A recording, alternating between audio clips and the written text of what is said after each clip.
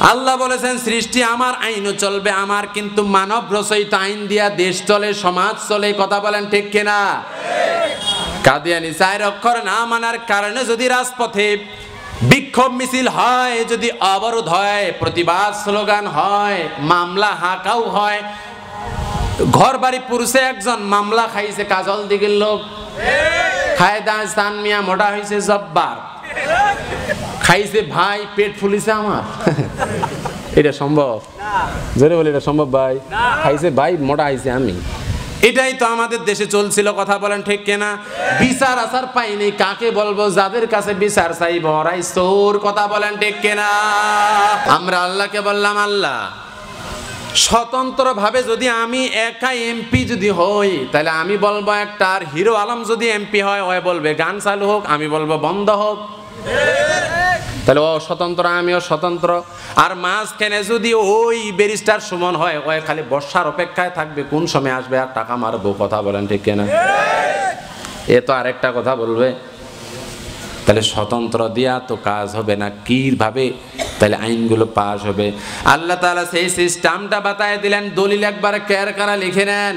সূরার নাম আল ইমরান, 4 নম্বর পারা, 2 নম্বর পৃষ্ঠা, 11 নম্বর রুকুর 8, 4 নম্বর লাইনের এটা 104 নম্বর আয়াত। আল্লাহ তাআলা বলেন কিভাবে আইনগুলো কায়েম হবে। শোনো, ক্লিয়ার কথা।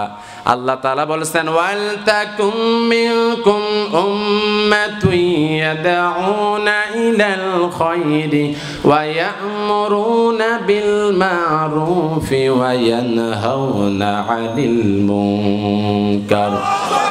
এতটুকু শুনে আল্লাহ তাআলা বলেছেন সূরা আল ইমরান 104 নম্বর আয়াত, তোমাদের ওই আইনগুলো পাস করার জন্য তোমাদের মধ্যে একটা দল থাকতেই হবে, থাকা উচিত। যদি বলেন হুজুর মিথ্যা কথা বলছে, বাংলা কোরআন ভাষায় যায় খুলে দেখবেন।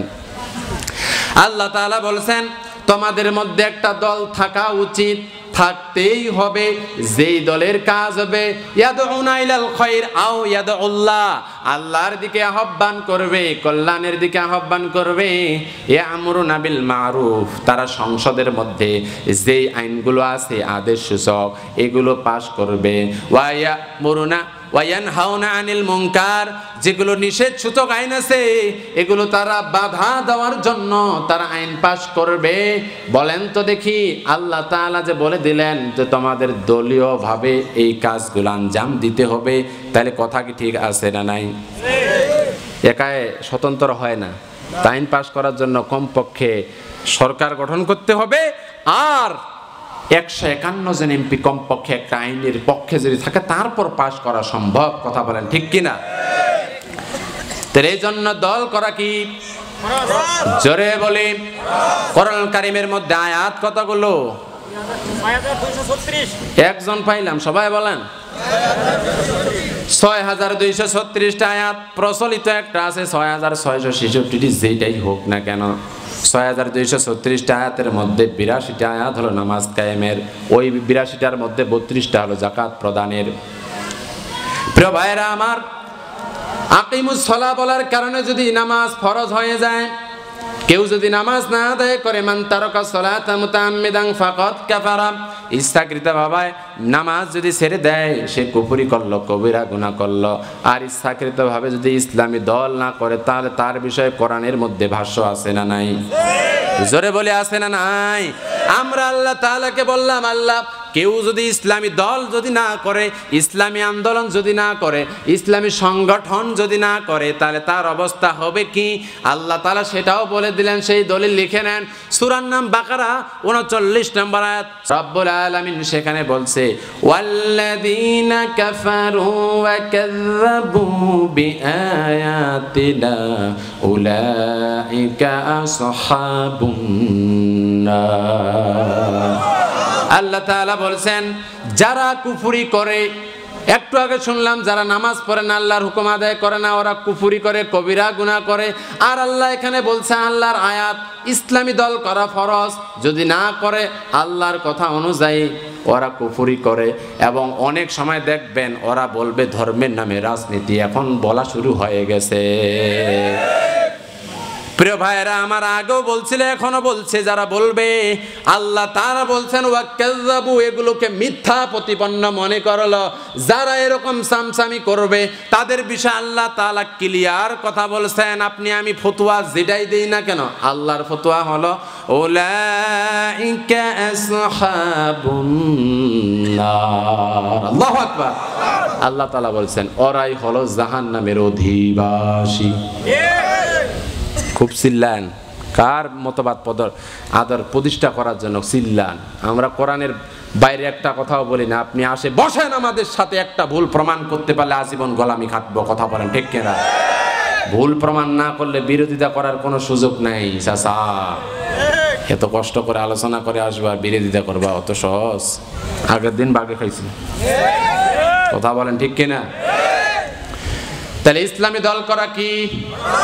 এবার আমরা আল্লাহ তাআলাকে বললাম, আল্লাহ এই দল কি শুধু এইখানেই সীমাবদ্ধ না, জান্নাতে ওইটা কাজে লাগবে জান্নাত যাওয়ার জন্য। রাসূল করিম সাল্লাল্লাহু আলাইহি ওয়াসাল্লাম ব্যাখ্যায় লিখলেন এটা জান্নাতেও কাজে লাগবে। কোথায়? সুবহানাল্লাহ বলবেন না? সাদ্দাত তারিকে উম্মতি আলা 73 মিল্লাত কুল্লুহুম ফিন্নার ইল্লা মিল্লাতান ওয়াহিদা। কিয়ামতের ময়দানে রাসূল বলেছেন শুধুমাত্র আমার উম্মতের মধ্যে 73টা দল হবে। কয়টা? পিছন থেকে অনেকে ঘুমাছে। 73টা দল হবে, প্রত্যেকটা দল যাবে জাহান্নামে, একটা দল শুধুমাত্র যাবে জান্নাতে। সাহাবীরা জিজ্ঞেস করলেন, ইয়া রাসূলুল্লাহ ওই দলটি কারা? নবী করিম সাল্লাল্লাহু আলাইহি ওয়াসাল্লাম বলেন, মানা আলাইহি ওয়া আসহাবি, আমি আমার ব্যক্তি জীবন, পারিবারিক জীবন থেকে শুরু করে রাষ্ট্রীয় জীবন যেভাবে পরিচালনা করেছি, সাহাবীরা ব্যক্তি জীবন, পারিবারিক জীবন, রাষ্ট্রীয় জীবন যেইভাবে পরিচালনা করেছে, এইভাবে জীবন পরিচালনা করবে যারা, ওই 1 নম্বর দলের মধ্যে থাকবে তারা, আর তারাই যাবে জান্নাতে। এবার রাষ্ট্রীয় জীবন সবার কিন্তু এক নয়। ব্যক্তি জীবন মিললেও মিলতে পারে, পারিবারিক জীবন মিললেও মিলতে পারে, রাষ্ট্রীয় জীবন অনেকের সাথে মিলবে না। আমার রাসূলের ব্যাখ্যাটায় অনেক মুহাদ্দিস লিখেছেন, নবী করিম সাল্লাল্লাহু আলাইহি ওয়াসাল্লাম 10টা বছর কোরআন দিয়ে রাষ্ট্র পরিচালনা করেছেন। খলাফায়ে রাশিদিন 30 বছর, মোট 40 বছর। যেভাবে কোরআন দিয়া সুন্নাহ দিয়া রাষ্ট্র পরিচালনা হয়েছে, এইভাবে পরিচালনা করতে চায় যারা, 1 নম্বর দলে থাকবে তারা, আর তারাই যাবে জান্নাতে। তাহলে দলের সম্পর্ক জান্নাতে আছে না নাই?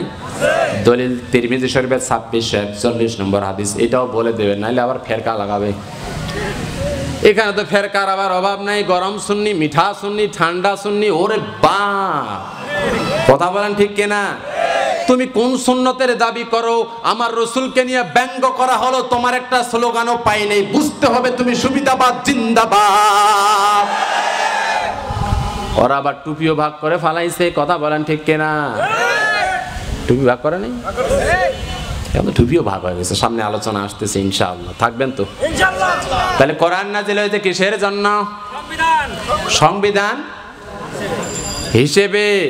প্রিয় ভাইরা আমার, এই জন্য কোরআনুল কারীমের মধ্যে যা আছে তা আমাদের মানতে হবে না নাই? মানাটা কি?